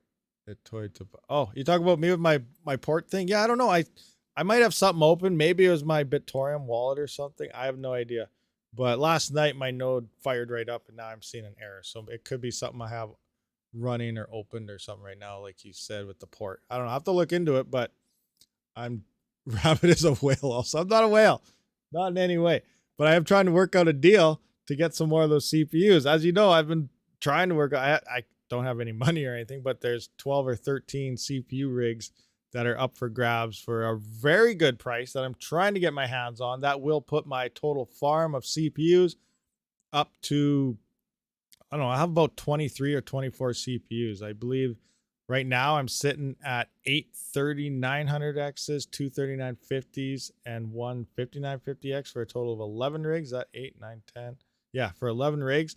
And I plan on getting these other rigs, which is another 10 3900Xs and 2 5950Xs. Or 3 5950Xs. So that's another 13 rigs. So another 10 and that. And then, you know, obviously just get the big, huge farm, CPU farm together, because I think that might be a nice way to roll, especially once Ethereum's gone, because I can just shut my GPUs off, fire up them CPUs. And if Duro turns into be a monster, who knows what could happen? If it turns into nothing, then, you know, it's a failure and I'll have to mine something else. XMR has some hard forks coming in the future. They have DeFi coming. XMR could be doing some great things in the next year or two. So got to keep an eye out for that. There's a lot of different ways, you know, to mine coins and different chains out there. And some, you know, are better other. But I really think it's a good idea to diversify and not just throw everything you have into a GPU and then hope Ethereum gets extended longer and longer and longer. What we got? This is not a bank. This is decentralized. Okay, Rabid is. Oh, you guys are crazy. You guys are crazy. Oh, I see the little one coming up to the window to stare at me. Yeah, she's outside. Oh, and then she ran away. All right, so what is the most efficient CPU for XMR? You know what? That is I don't know. I don't have every CPU to test, so I cannot confirm or deny what is the absolute best CPU for it. Obviously, there's different price ranges and whatever, but I can tell you it also comes down to the way you run it. Let's take, like you said, you asked for XMR, a 3900X using Ryzen Clock Tuner. If you're unfamiliar with that is, it's an overclocking tool for Ryzen CPUs that pretty much works out voltage. It takes about 25-30 minutes to run. It can tweak every core or every thread to its max amount of voltages and then drops it down to the minimum voltage to remain stable, but gets you the highest clocks. Now, utilizing that tool and then using DRAM calculator, which again overclocks your RAM and gives you some nice numbers, on XMR with a 3900X, I hit around 15,300 hashes at about, it was mixed anywhere from 4.0 on some cores up to 4.27 on other cores at about 1.25 volts. I could drop down to a 1.22, and sometimes it'd crash every 3 or 4 days. So not 100% stable, but I did it. But I was using full system. That's your motherboard, your RAM, your power supply, your CPU, everything was around 200 watts, 220 watts, pulling 15,300 hashes. You're like, whoa, that is a lot of power. Now, if you do not overclock that RAM, you turn off XMP profile, you run it at its standard CL14 RAM, 2400 hertz instead of 3200 instead of 3.2, it's 2.4, and you don't overclock that. You keep it default, no XMP, and then I run it at about 3.6 at only 0.95 volts. You can drop that down to 109 watts, but only losing like 2,000 hashes, 2 kilohash. 13,200 at 109 watts versus 15,300 at 240 watts. You're using twice the power. And that's where I say, like, don't run your CPUs into the boost clock. You can find this across various coins where it doesn't make sense. Some people say, you know, they like to do that. You're getting more coins. You have a higher hash rate. You're burning a lot more power, but it makes up for it in a future run. I run everything as efficient as I possibly can. I still don't know the absolute optimal, way to run it. I want to get my CPU back on a test bench here. I haven't really ever plugged in a 3950X to my watt meter, so I have no idea exactly what it's pulling. I'm just assuming it's fairly close to the 3900X. It does have a few more threads and cores, but I haven't really tested it. So I want to get that on here. I want to get another 3900X on here. I want to go through coins. I want to find out exactly how much I'm drawing. And that way I know once Ethereum's gone, when I point to a coin, I know the power that I'm using and what to expect in terms of costs related to the profits as well. So I'm definitely going to be looking into this a lot more and more in depth pretty soon, but just not yet. What do we got here? 69 likes. Awesome. Nice. We got 106 viewers ago, so be sure to hit that like button, guys. Unless you just want to keep it at that number, that's totally fine too. That's up to you guys. Techman, what's going on? Flux Solo on 3090 Ti. Whoa. Rabid can own his own node. I can't own my own node, my own Raptorium node. No, I do not have enough to own a Raptorium node, but I got a few Bitorium nodes, but I don't have enough. Like, I'm in a different boat here. Is Bitorium going to do something? I have no idea. Maybe, maybe not. I'm a lot more bullish on Raptorium than any of these other forks that are currently coming out. But one thing you definitely want to watch for is when a new fork does come out. And if one gets listed. Now, Urbis, sure, some of you guys may have heard about Urbis. It's another Ghostwriter fork. They've been having issues with nodes just like Bitorium initially did. It sounds like they're slowly starting to fix them. But they're still not listed on any exchange. So I would not mine it. I tried it for a day. I have 1 day's worth of coins mined. And then I'll wait for an exchange to come out and see if it's worth it. But keep an eye on new coins like this. It doesn't mean I wouldn't recommend holding these coins, newer ones, because unless it does something, you never know. But they may be very profitable when they initially come out. So if you get them, convert that, like Zergpool example, do some quick BTC swaps on mining. And if you're making, $1 or $2 a day in the current market because it's a new coin and no hash rate, why not do it? Get everything you possibly can. We're in a bear market. If you can find something that's, making you a bunch of coin, that's awesome. But again, just you got to really keep your eye out on things. Any questions out there? It looks like you guys are just talking all over the place. Sorry, memes, you gotta ignore math and just try stuff. Yeah, ignore the math and just try stuff. And speaking of the math, that got me into another question here. Where is my, oh yeah, my calculator's here. I'm gonna update it though. What's it looking like now? So yeah, going back to Ethereum, it looks like could be mining about 1,700 coins per day on this is a single 3900X. But the hash rate, the number I was looking at was this hash rate right here, the 5.6 mega hash. Now, when this was at 10 mega hash, I was solo mining about 3 or 4 blocks a day at 10 mega hash. It was like 9.5 to the 10 range, 4 or 5 blocks. I'm looking at this 17,010. So based on everything, I times everything by 11 here. So I'm going to go 1710 times 11. So I need to make about 18,810 coins in order to, you know, solo mining in order to do that. So if I divide that by, where is that? Divide that by its 3750, whatever.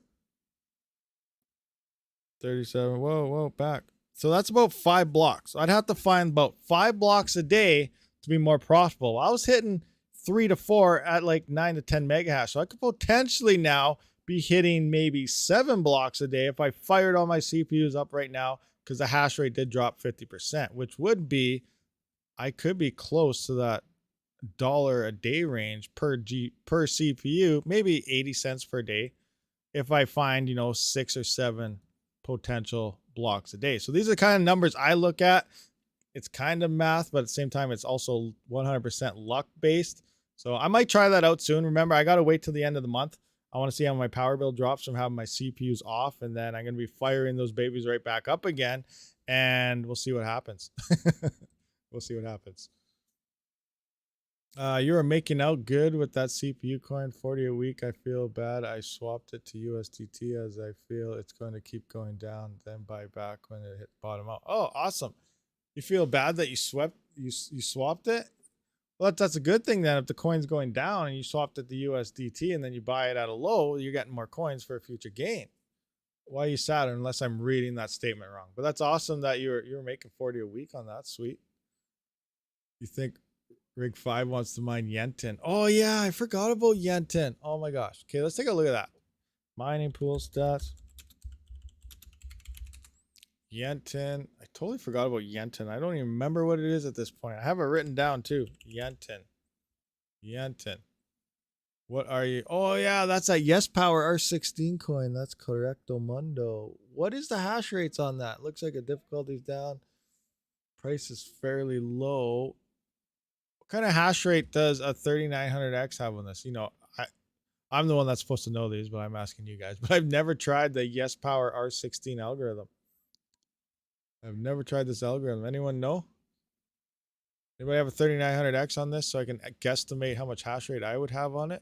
It's at 202 kilohash. So that's either low or high, depending on the hash rate. If I could pull 50 kilohash, I could take over the network in theory. I think I did that one. Oh, I think I did that once in Yatacoin once, accidentally. I had over 50% of the hash rate on Yatacoin a few months back. I went to my solo pool and the network hash rate doubled when I went online to try it out. I was like, oh my gosh, this is probably not good. Don't tell nobody.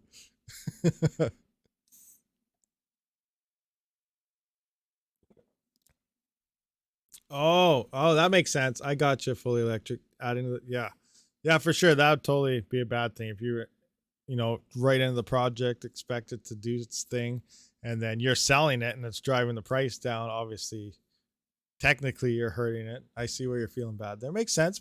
Same time though, depending on the orders and everything, you could probably buy some more at a bottom, help boost the price up on top of gaining extra coins. You got an iPollo V1 Mini. Nice wealth talks. That thing's awesome. How you run Bitorium node? I'm not sure the whole process on it. I had to do a few smart contract signing in order to do so within my wallet, but the whole node side Sully did for me. But there are a lot of guides on it. Let's just go to Bitorium I don't even remember their Bitorium website. Where is it? Bitorium.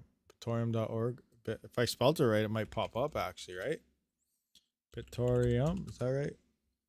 Bitorium.org. All right, there we go. Bitorium.org. Click. Engage. Start. Oh, it's not doing anything. There we go. Let's go full screen so you can see stuff. Wallet documentation. I think it's in there. And how to activate smart nodes on Linux, activate smart nodes on Windows. Is this it? Click. Get the latest. Do this. Send funds to your wallet.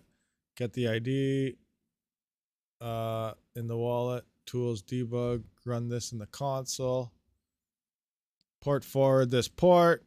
That way it's detected. And enable smart node tabs in your wallet under settings. And check the Explorer to see if it's online. So pretty much, I guess, follow this guide. If you want, you might have this, I don't know. But here is a link to the guide itself if you want help with it. Like I said, I didn't fully do it myself, so I don't have the node running here, but maybe in the future I will try to do that. But there's the guide if maybe it'll help you out. Yeah, speaking of iPol, let's have a look. See, where is, let's go to this. Copy. Get started. GPU. Actually, I want to go back to that for a second. What is currently looking like monthly, daily? 34. Okay, back to Ethereum Classic. Scroll down, open dashboard. Boom. All right, so here's that little Apollo. We're doing its magic. Working away like a little crazy one he is. So we're hanging out at the 138.1 average. So it is saying 0.1 Ethereum Classic a day, 0.7 a week, and 3.14 per month. So that's not too bad. Not too bad at all, really. And that we're using about 130 watts. This thing uses 130 watts. It's pulling about 138 mega hash. Sure, the ROI doesn't look great right now, but like I said, you mine with this thing for 1-2 months.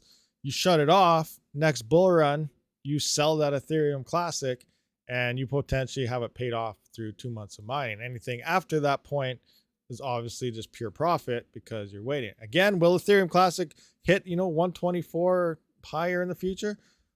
Probably. There's a 90% chance it will. But will it? There's still that 10% chance. Who knows? It could not see significant gains or anything. There's always that chance. But most likely, we're going to see some nice gains. So in theory, this business playoff, makes a little bit of sense. Mine for 2 months. Everything else is profit. Sell that at the run. This thing paid itself off only 2 months of mining. So yeah, that's kind of how I look at things. It might be a bad way to look at things. I don't know, because it's mostly on hoping something predicts, but that's why you guys are mining too, right? Whether it's daily profits or hoping for them to go up in the future.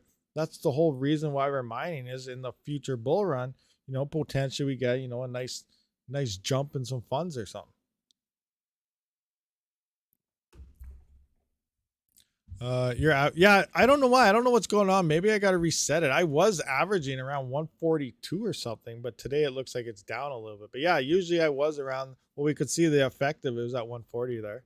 But yeah, usually it's around 142 or something as the average. It's interesting that I'm down right now. So maybe I saw a few stales. That's one thing I don't understand. It does show a lot of stales, but the stales, yeah, they seem to be slowing down. When I first turned this thing on, I was at like 80, 90 stales fast. But over the past week, I'm only went up like another maybe 40 stales. So that's interesting. The initial startup or something fires off invalids. Why am I saying stales? I meant invalids.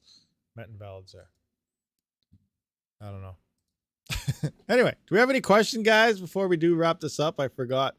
We've been going for almost an hour and a half now, and I forgot I still have to do that other stuff. And I just kept on rolling. We probably could have tested this 3070 out. We definitely want to get that 3070 test done, because I do want to get some CPUs up on the test bench and get them things prepped and ready to roll for the end of Ethereum mining. You get a few stales too. Yeah, I got the odd stale. But speaking of stales, anybody out there, I'm now just going to a whole new topic. I just never end. But anybody mining on Hivon? Do you guys use Hivon pool at all? Anybody out there?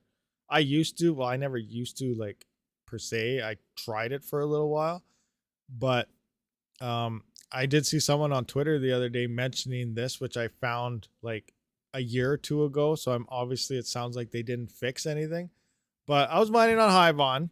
I was using the Hivon pool because they say you can pay. Now I do think you lose more money paying through the Hivon pool because they take 3% of your total income or monthly or whatever it is based on just giving them the $3 a month per rig type of thing. But I was getting a lot of stale shares on the Hivon pool, mining Ether, ETC, and I was getting a bunch of invalids as well. Now, obviously, we know when we get stales, that has something to do with your internet. You know, maybe you're using Wi-Fi and it's having latency. You're getting some stale shares. You're not sending the share fast enough because someone else ends up sending it quicker than you. So at that point, you know, okay, I'm getting stales. That's fine, whatever. I get it. But I'm seeing a lot of rejected. And I spent a good week tweaking my GPUs back and forth over and over. I'm like, these things used to be stable forever, and now they're not stable. I'm on Hivon. I was pounding my head against the wall. No matter what I did, I could get the auto rejected. Still, like I dropped it down to next to no memory ever overclocks on Ethereum, and I was still getting, you know, 1 or 2 stales every couple of days. I was like, what is happening here? So I swap pools. What happens when you swap pool? Well, let's just go right back to here. Let's go right back to Flex Pool. Right back. Bam. Oh, look at this. Look at this. I've been online how long? I don't know. Doesn't matter. 0 invalid. And my overclocks are back to normal. 0 invalid invalid shares. 0% in like a month. That's good. You don't want invalid shares. You know, maybe 1 every once in a while. Fine, whatever. But, you know, 0% is optimal what you get. Stale, 0.64%. I was at like 5 or 6% on Hivon. And I found it interesting because on this tweet, the guy tagged Hivon for Hivon pool, you know, HiveOS in the tweet and said, guys, is there anything you do? He got his account blocked because he was getting too many stale shares. And he said he moved, he's on Wi-Fi right now and he needs help. And he doesn't really see this issue on any other pools. He just tried a different pool and, you know, everything's working fine. But they blocked his account for having too many stale shares. And he said he's moving, he's on Wi-Fi. And they told him, their reply was, get a better internet connection. And I was like, what? So I actually chirped in on that tweet and I said, I can confirm these findings. Any other pool, I have 0 issues. I go to Hivon pool, I see massive amount of stale shares and a lot of rejected shares. Do not use Hivon pool. That's pretty much what I said in that tweet, because Hivon was pretty much saying it's not their fault. It is this guy's fault for a bad internet connection. That was not the case. I confirmed it. And I found my findings like a year and a half, 2 years ago. And this happened to this guy like last week or something. I was like, wow, they didn't fix a thing. So I think this guy needed some backup here because obviously he was getting robbed from Hivon. Should you pick the right servers? That's all. Well, yeah, you always pick the closest server to you. You know, you want the least amount of latency, but any other pool is fine. I always got that issue when I try Hivon. So I urge you guys to stay away from it. Some of you guys may like it. Some people swear by that pool. I don't know why, but I have severe issues when using it. When you said get a better internet connection, mine got bad and paused the stream. Oops, sorry about that. I didn't mean to get your internet mad at me. Yeah, see, like all your rigs are on Wi-Fi and you have no issues. What pool are you using, Wealth Talks? You have 0 invalid. You have 0 invalid on Hivon? Nice. Okay, well, maybe you are good. I have no idea. Maybe it's a geographical thing. I'm not sure. But that's just what I witnessed. Now, I'm not saying that you're witnessing it. You know, maybe it is something to do with it. I can't remember what my ping is. I'm going to have to switch back to that sometime and actually see what's going on. You know, that's going to be a good test. I'm going to test that here. Moving on, check my ping and everything. Your rigs are close to your router, though. You could probably take over the hash power on Yenton. What are your my profits on ETH currently right now are estimate. Is this ETH? Yeah. So I guess $34 a day. I'm getting 0.02. What is going? Oh yeah, I got my works. Yeah, my PC is down to 51 mega hash from 100. I was like, why is there such a dump there? Something else down too. I don't know. But yeah, anyway, like I have a reported, normally I'm 1.2 gigahash. You can see the average here is at 1.73, and then I'm currently at 1.77 The reported is not reflecting the averages because of that Jazz miner. It does not have a reported hash rate, but we're hanging in at the 613 range. And this thing is also only using about 303 watts at this point. So that's good. But my earnings are 0.0226 right now. 34 weekly, we're hanging out at 242, and monthly 0.67 Ethereum per month is the estimation right now. Looks like I lost yesterday. I believe it was saying about 1100. So what is that? 70 bucks it went down. 70 bucks. Profitability has dropped per month based on around the same amount of number. I don't know. We'll see. You got stale 0.2 on NiceHash, but 0% stale on 2 miners. Hivon has 0.85 to 2% stales over 24 hours. Up to 2%. Interesting. But you still prefer NiceHash.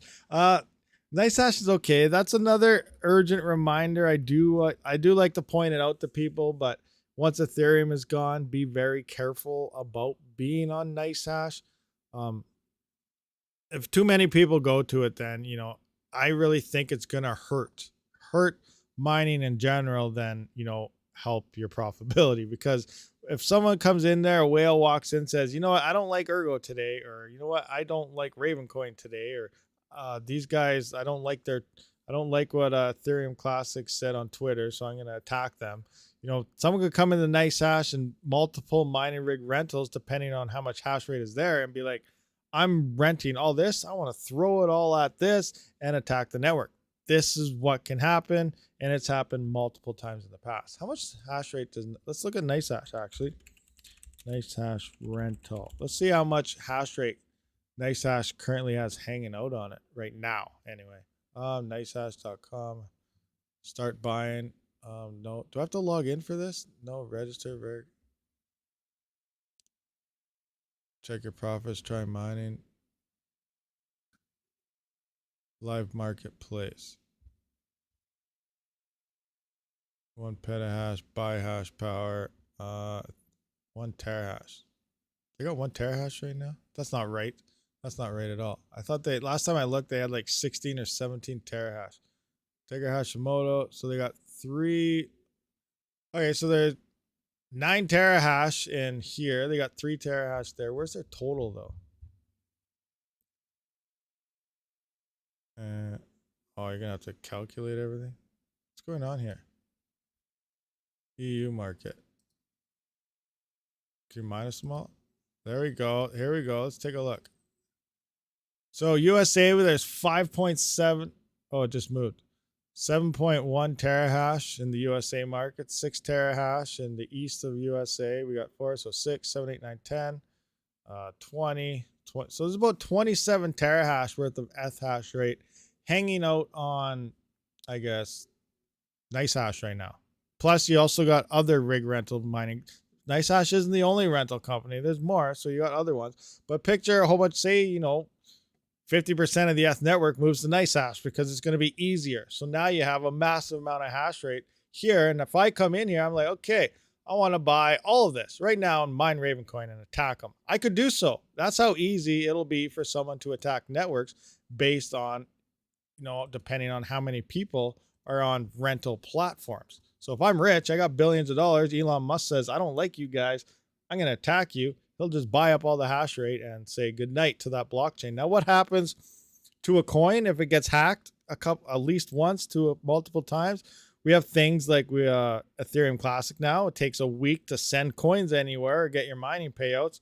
Furo almost got delisted when they went through a couple of their attacks. So if you start attacking all these coins, exchanges are going to be like, I don't want to deal with this. I'm just going to delist you guys. So now we have potential Ravencoin. We have Ergo. We have Flux, whatever. What if, well, actually, I don't know if Flux can get attacked that much due to nodes and stuff.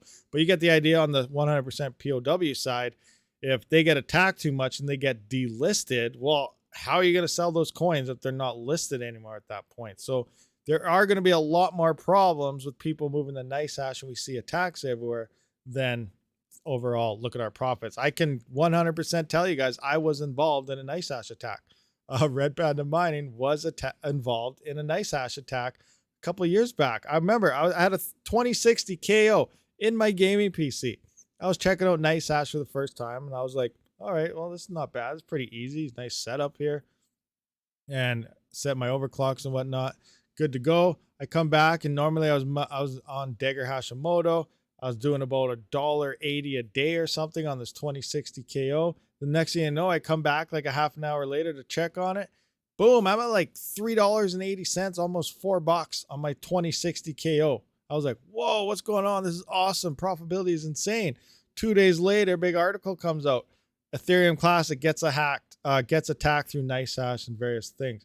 Boom, I got it. And then I remember I didn't have a channel at the time either. And I remember watching Red Panda drop the video a few days after that. He's saying he was involved in a 51% Ethereum Classic attack.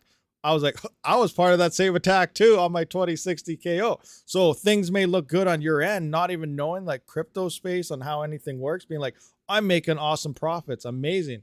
What really went down is I helped destroy Ethereum's Classic's future potential in terms of I helped happen what happens now. Like it takes a week to send it. That was part of my fault because I used NiceHash.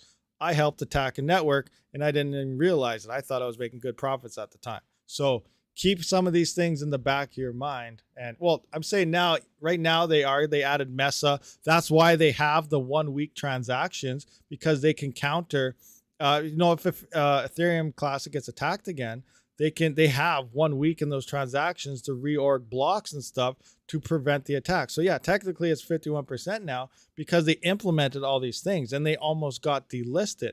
But Ravencoin doesn't have this in there. Other places, Ravencoin's urging more nodes to get online before all this stuff happens as well. Keep that in mind.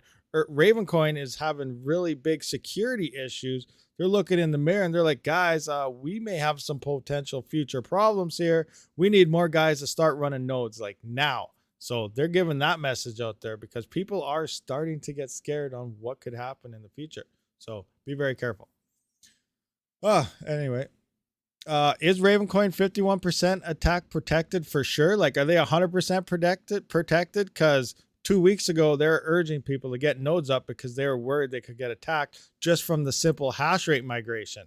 So I really don't think they're at 100%, 51% proof at this point in time. So, and especially once ETH is gone and there's that many more GPUs to flood different coins, I think they're going to be at a way higher risk if they were worried about just the simple hash rate migration a couple of weeks ago and hurting their network. So I don't know if they're really 51% yet based on what they were saying there a couple of weeks ago.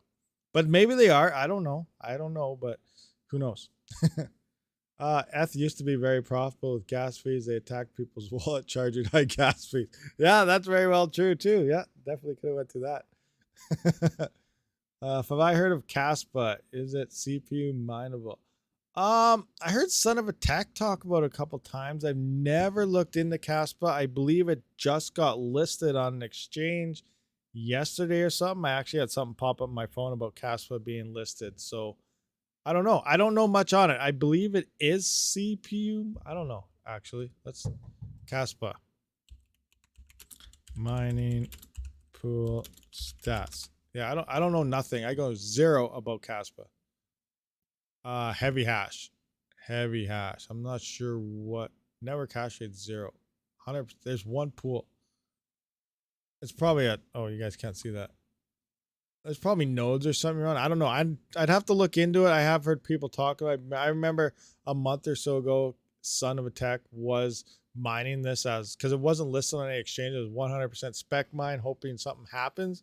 Now it is listed as of the past couple days. So I don't know, but it's something to look into for sure. You know, there's always different coins. We're definitely going to have to be looking into a lot of options here.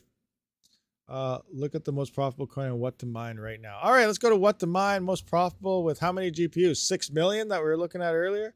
Probably not, huh? All right, let's see. What are we gonna? Let's look at a 3070, guys. 3070, most profitable one. Bam. Ciro's been in the lead for quite some time. Oh, that's a before power. After power, it still looks like Ethereum. NiceHash. NiceHash is making more. Huh. Interesting. Let's try a 2000. Boom. And oh, ergo that, those are pretty close actually. Oh, that's another thing we got to point out. Based on some comments, we talk about this. That article even talked about this. Coming into here, it's like, oh, I'm going to pick an A2000. I'm going to calculate. You know, this is how some people are looking at this in terms of after ETH. Oh, 53. Oh, 47 cents. That's no problem. I'm just going to move to Ergo. Look at these coins. These ones are almost as profitable as ETH. It's not going to be that bad at all. Who cares if Ethereum leaves? We're still going to just swap our GPUs to here, and I'm going to be making a lot of money. So that's not how it's going to play out. This is going to turn into a sea of red. Every coin on here. Well, you don't even have to go halfway down and you're already hitting red. But everything here is going to be in the negatives. That's what it's going to look like. You're going to come to What to Mine to check your daily mining profits. And it's going to tell you to shut this off and wake up. That's pretty much what it's going to tell you. Because things are going to be definitely changing. So the hash rate that's going to come off of here and, you know, move into all these is definitely going to drop every number you see. You cannot look at this today and expect these numbers to look like that the next day. I do plan on, I'm going to start doing like maybe a monthly profitability video where I go through the, you know, like maybe a couple GPUs, an A2000, maybe a 3070, and then maybe a 6700 XT or something. I don't know, 3 GPUs or something. I just want to look at them one at a time. And I want to go through these coins here and look at the profitability. But what I really want to look at is in terms how much the yields that it's yielding, because this is what's going to determine it. The yield based on the price will determine this. So looking at this, it's going to vary every time. But I do want to start making a type of sheet and a backtrack that I can reference to each month. That way we can look at the after effects of Ethereum. So I got to start building this data now before I'm not going to have a chance to build this data, because when Ethereum is gone, we're definitely going to want to look back and see how things have changed. And, you know, if we were even close to guessing if we were close to being right or not. But I do want to start trying to track data and everything for that for after. Oh yeah, for sure. At least 10 times we'll be jumping across the other coins. And I when I do over the profitability things, like I just look at 5 times, and just a 5 times increase on these coins puts them all in the red. We did see Ravencoin with a 12 by 2080 rig was actually slightly profitable at 10 times or at 5 times, but again, 10 times is even worse. I actually have a screenshot here. Let me see if I can find this for you guys. Where is I don't know where it is. I'm gonna have to bring up this. You guys are seeing my whole desktop. There we go. Look at this screen right here. This is from a while back. It's not current prices, but look at this. Here is right now, not now. This is a while ago, but this is 12 by RTX 3080s. $22.94 after power. This is all after power prices.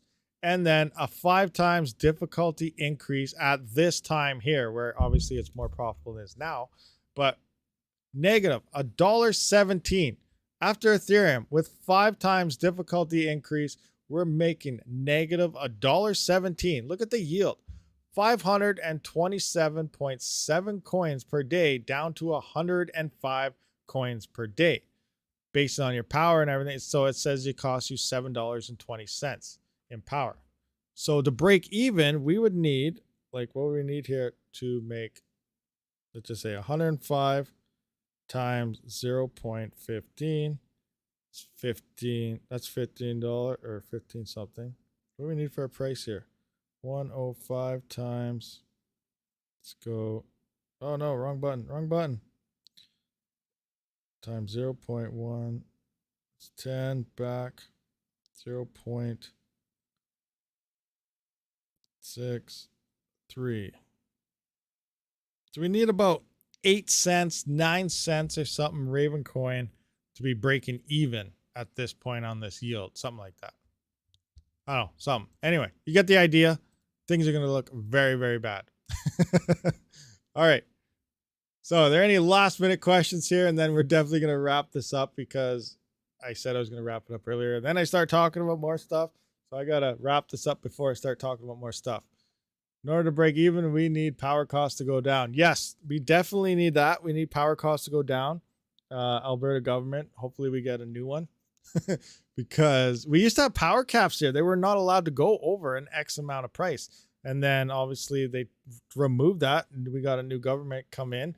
They removed that cap, and now it's a free for all the power companies to charge ridiculous third-party fees and everything. So I don't know. We need a new election. We need new people. We need those caps placed right back in again, and that would definitely help my power price out. I had a question. What temps and fan speed do you run your GPUs at? I run my GPUs at 65%. Let's just jump into what to mine. Where are you? Not what to mine. Where's my hive? Right here. Let's look at my hive right quick. Bam. Anything down? Oh yeah, look at that. So look at this. R mode, 8 days, 4 hours, stable. Running a mixed rig too. Here's that OCTOMINER mixed rig. R mode on my AMD GPUs here. And lock solid, stable, nice for 8 days so far. So that's pretty good. But I am gonna go in. You can see though, 60. I just have my watchdog. What I do here is auto fan settings. I set my minimum fan speed to 60 to 65%, and I just let it run. Same thing here, 65. But we can see my 3090 is running at 99%, but everything else is running at 65%. So I just keep my watchdog. I just run the minimum fan speed of 65 and let it roll. That's usually what I do, and see what happens. Do you know anything about Luna? What is happening? Not really. I know it crashed, but so does everyone else knows that too.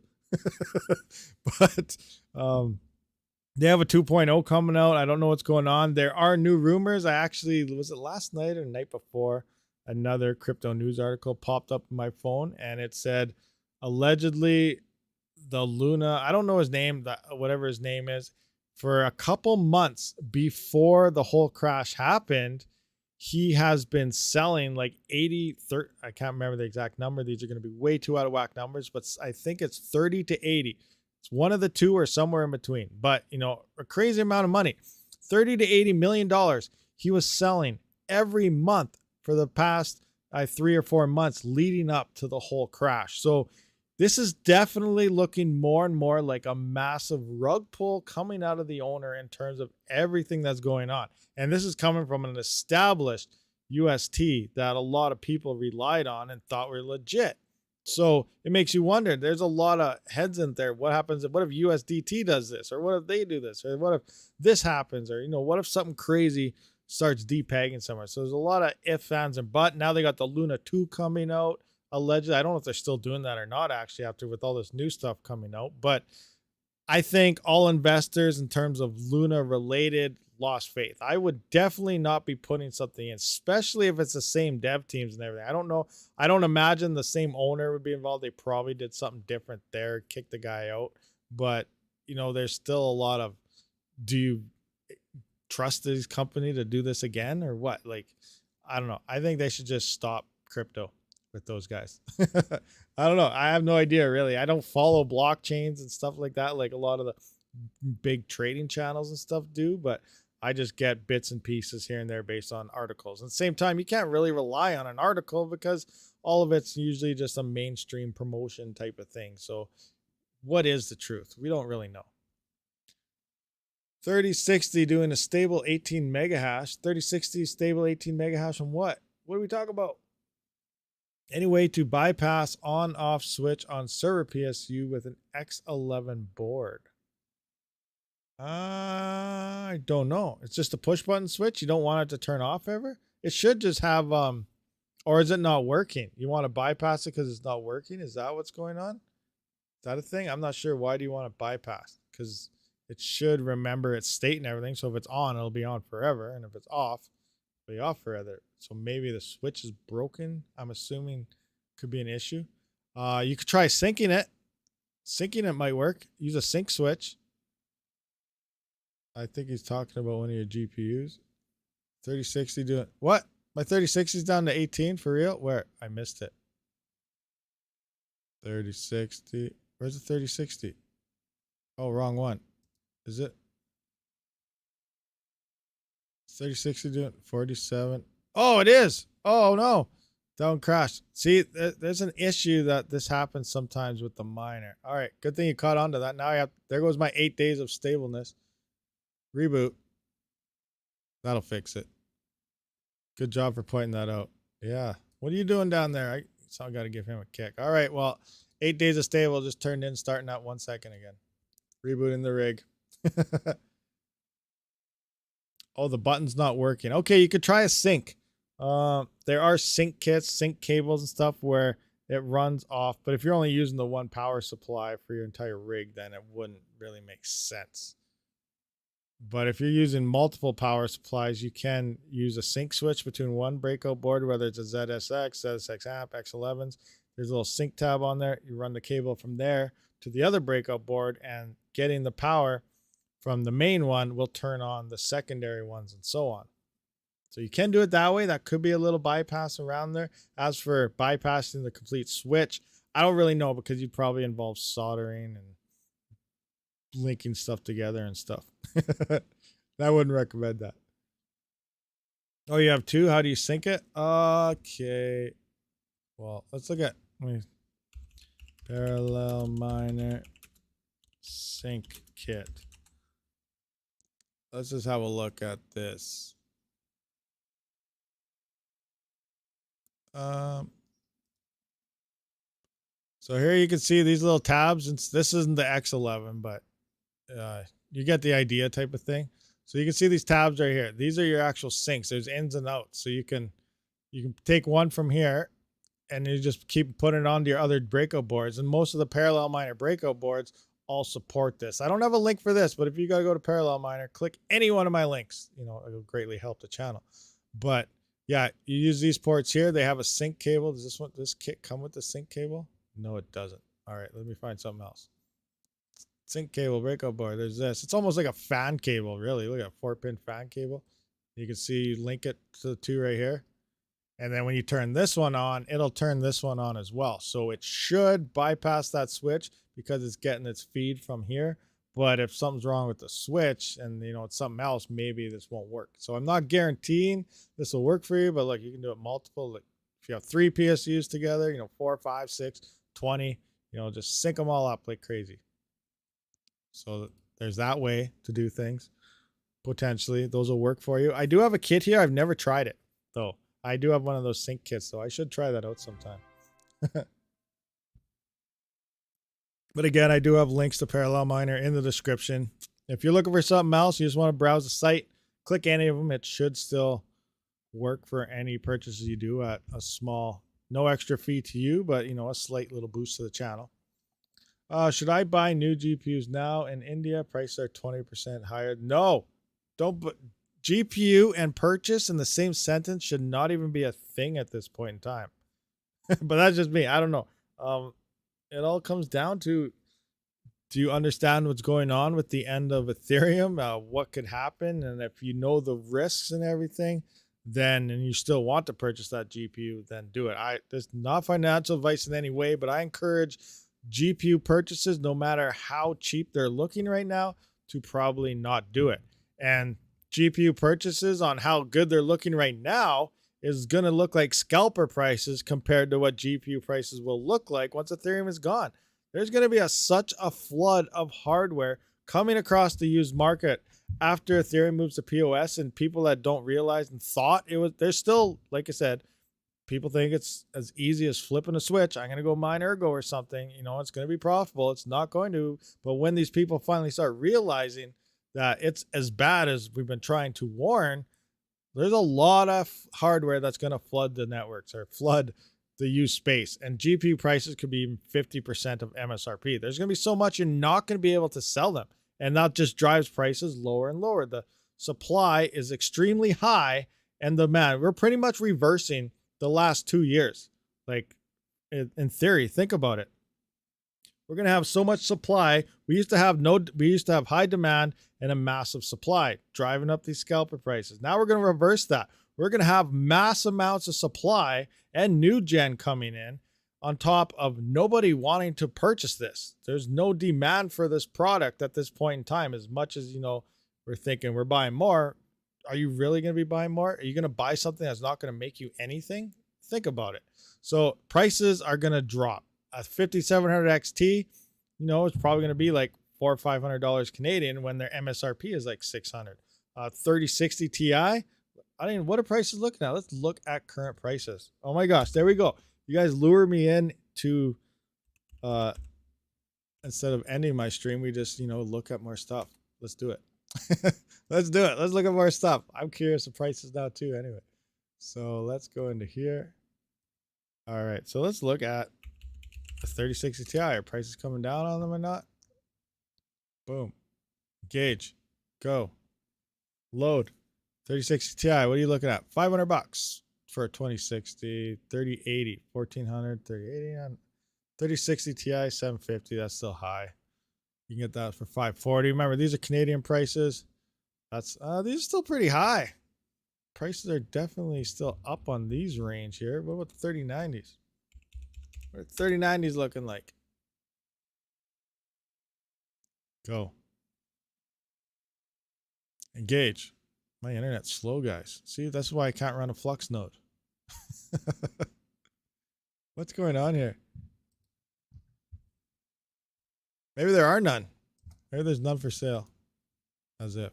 All right. So 3080, 3090, 18. What? A hybrid. 100. It's even labeled as 150 mega hash. This 3090 does 150 mega hash, guys. Do you guys know a 3090 that does that? That'd be. I haven't seen one yet. 16. Look at 3090 GeForce 1600. Like, these are lower than MSRP. An MSRP Founders Edition 3090 is like $2,200. This is a gigabyte for $1,600. 3090s are down like $400 from third parties. A white Strix 3090, $1,500. Wow, that's $700 lower than an MSRP Founders Edition, and it's a white Strix. So 3090s are definitely coming down. They're below MSRP for sure. You could buy. This is about 3080 pricing right here if you're looking for like a Strix or something MSRP. Pretty close. It's still slightly a bit more, but yeah, 3090 FE now is $1,900. 3090 prices are definitely on the way down. 3080 Ti, $1,400. Founders Edition, 1030. This is below MSRP. An RTX 3080 Founders Edition. That's less. That's about MSRP actually. Maybe I can't remember now. I have to look at Best Buy, but prices are coming down. And let's just say, once there's so much supply in here, I could probably guess this 3080 here will probably be selling, especially once the 4080s are released. This will probably be down to $700. I can see $700 for this 3080 in about 4 or 5 months from now. So, yeah. Things are changing. If you think GPU prices are looking good now, just you wait. They're going to get a lot better, and it's going to get very tempting. At the same time, unless it's free and you have next to free power, that's probably the only way you should be getting a GPU at this point in time. 3070 Ti up there for $700. There's a 3070 Ti for $700. That's not bad. I missed it. I don't have a 3070 Ti. I just finished saying don't get GPUs, but I don't have any. Just kidding. I'm not doing that. I need CPUs. It's time to go all in on CPUs. Enough of this. I want to get a 1 mega hash Raptorium CPU farm. You imagine? That'd be insane. 1 mega hash Raptorium hash rate. Where has Red Fox crypto? And also, if you think altcoins are cheap now, then you don't know what cheap. If you think they are cheap now. That is very true. All right, let's look up top. All right, 3070 Ti OC ASUS, $700. Canada, Calgary, 4 hours ago. Yeah, that's insane. That is crazy, actually. That is lower than MSRP by far, I think. A 3070 FE is like 680 or something. Yeah, wow. 3070 Ti ASUS for less than the 3070 pretty much. New video on CPU mining coin and future strategy, please. I don't have the future strategy yet. I'm still trying to figure that all out at this point, but yeah, we'll figure something out for sure. Best CPU coin to mine? All of them. All of them. Use the CPU mining calculator. Go through and swap them around all the time. Like, go to the website here. Click that. I got to get a hold of Stimulated Fat Cat here and see if we have an ETA on tabs. I thought, like I said that last week, a couple of weeks ago, I thought we would have had the tabs in by now, but he's probably busy doing something. But yeah, check out the calculator here, plug it in. Once everything's in here, more coins are going to be added. It's going to be crazy. Mining is definitely changing. Isn't the 3080 FE MSRP like 720? 3080 FE? No, it's like 1040 or something. It's like 1000 or something. You know what? Let's have a look here. I don't know which account is on Best Buy. Best Buy. I'm in the background. See what it opens up.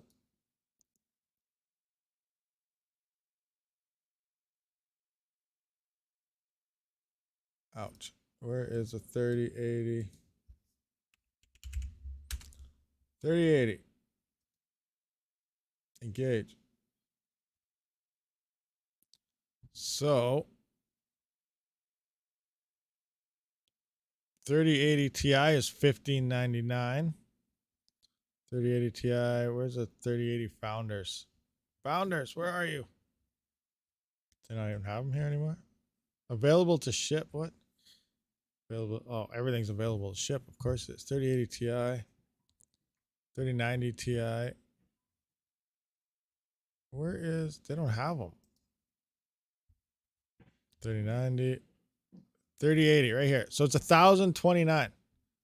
It's available to ship. Look at it. They have stock. I could buy a Founders Edition 3080 right now for MSRP. Available to ship. And it's not sold out. Crazy. Think about it. That's how bad things are getting. But yeah, here's if anybody in Canada are looking for that, you know, go for it. Good luck. What else do we got here?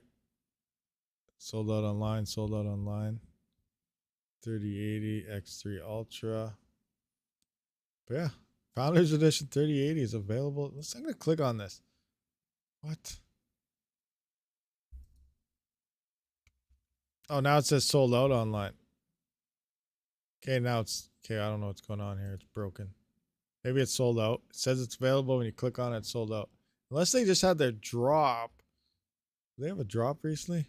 Anyway, yeah, prices are definitely coming down. How can I check CPU's hash rate on coins? Is there any site telling CPU's hash rate? You'd have to best bet. Oh, maybe 720 USD. Yeah, these are Canadian prices. So yeah, that. As for CPU hash rate, your best bet is to just try these different algorithms out and see what your hash rate is. You know, I know it's one thing just to jump to something and be like, oh, that's the hash rate, but to really know the hash rate and it'll stick in your mind more. If you actually do it, then you also remember stuff that you do. So try it out. Play with your CPUs, play with your GPUs. It's beneficial for you guys to try this stuff out as well. As for what do you got here? What CPU do you have? If it's a 3900X, I can quickly run through some numbers with you, but what is that? RabidMining.com. Oh, you're sending the link for it. Okay, I was like, what? I was about to click on it. I was like, hey, where's this link go? It has my name in it. Oh, it was Europe at 720. Europe now it's 759. It just went up. Oh my gosh, European, that's expensive. I believe euros is like, our money's 12. So $700 there is like $1,400 here. That's insane. Rick 5's doing pretty good. Rick 5's having fun. He's getting psyched. He's getting pumped to get turned back on again here in a couple.